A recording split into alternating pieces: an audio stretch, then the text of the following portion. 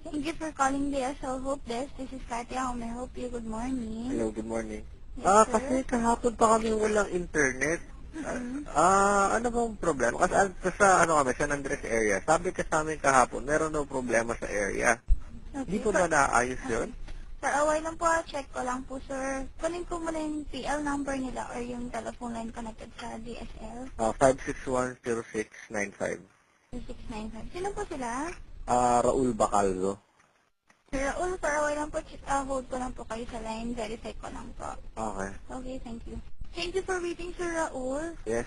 Okay, Sir Raul, as I check po, may ginagawa pa rin po kasing software upgrading dun sa area niyo po dun sa Paco. Oo. Okay. Sir, ganito po, kuhanan ko kayo ng mga information and then contact number para once na nag-resume po, matawagan po nila kayo for the feedback. So, we're gonna be paying for the 2 days na hindi kami nakakapag-online, nakakapag-internet, ano? Kasi sir, may ginagawa nga po. Oh, yun nga. Pero I'm just saying, nababayaran namin yun, di ba? Kahit hindi naman nagagamit.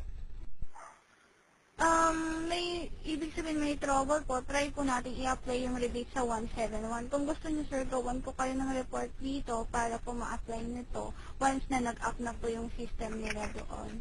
Matagal pa ba yan? Kasi ang hassle, alam mo yun, kasi kaya kami nagpakabit ng DSL kasi meron kaming phone line na tawag doon, iFreedom para tumawag sa state na unlimited. Pupunta akong US sa Monday, hindi ako makatawag. Kailangan ko maibigay itinerary ko lahat-lahat.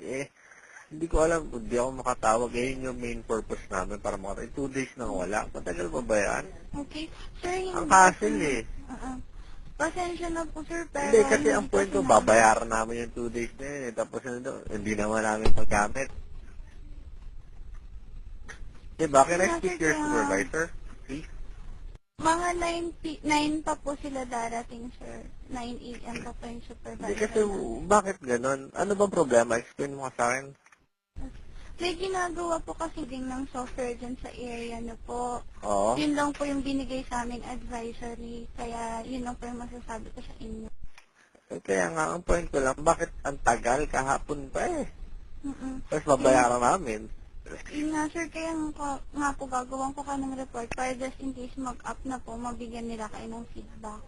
Hindi ka makakapagbigay, hindi ba nagbigay kung gaano katagal? Kasi kailangan ko na, alis na ako sa Monday, hindi ako makatawag sa mga maghihintay sa akin doon. Hindi pa po siya nagbibigay ng feedback, sir. Bali, i-email po kasi Kasi dito sa DSL po. Ang sabi nila sa amin kahapon, po. ang sabi sa amin kahapon, magagawa na. Hanggang ngayon wala pa. Hindi lokohan lang yun. Kasi Niloloko nasa lang kami, i-email sinasabi lang lang po. Ang sabi sa amin kahapon, magagawa na ba hapon yesterday.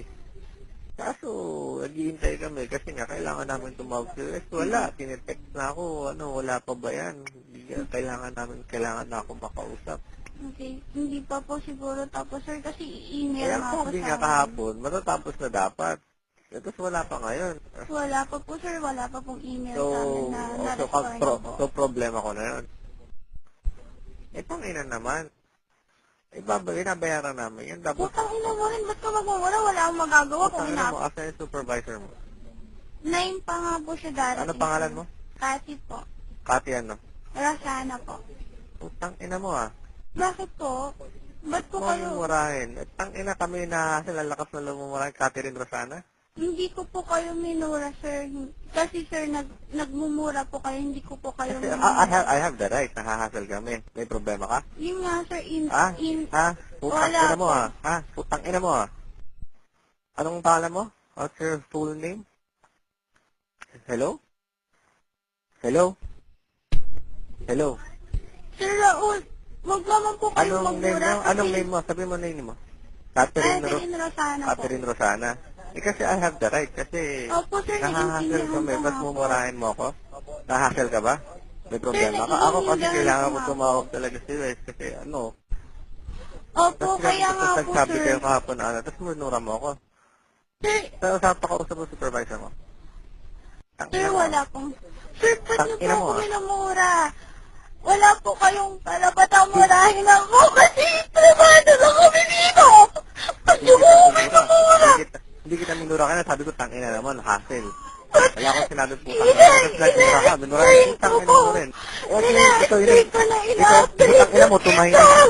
Putang ina mo, tumahimik ka. Ikaw yung nagsabi na putang ina mo. Ang sabi ko, tang ina, hassle. Ang sabi nyo, maayos na kapon. Wala akong sinabi, tang ina mo. Expression yung tang ina, nagalit ako. Kasi na-hassle ako. Tapos ikaw, minura mo ako. Kaya ikaw ang nauna. So, huwag mo akong sasabihan ng ganyan, ha? Huwag kang iiyak-iyak. Tang ina. Hello? Hello? Hello?